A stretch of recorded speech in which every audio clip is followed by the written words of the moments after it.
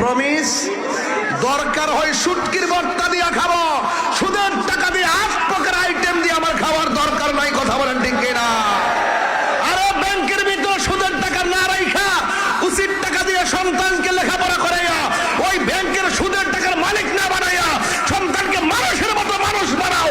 এই সন্তান কবরের পরে গিয়ে তোমার কবর জিয়ারত করবো।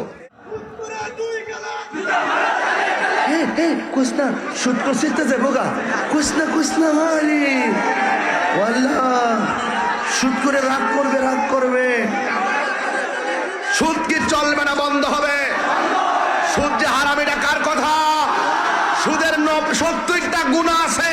সর্বনিম্ন গুনাহ হলো নিজের মায়ের সঙ্গে জিনা করা। আমি সুদের ওয়াজ করে সমাজে বিশৃঙ্খলা লাগাতে আসি নাই, সুদের ওয়াজ করে মানুষদেরকে এই সমস্ত পাপাচার থেকে মুক্ত হওয়ার আহ্বান জানাচ্ছি। কথা বলেন ঠিক না? সুদ করে আসেনি, সুদের ওয়াজ করতে আমার যে মজা লাগে। একজন আমার হুজুর দেশের পরিস্থিতি ভালো না, সুদের ওয়াজ করেন না।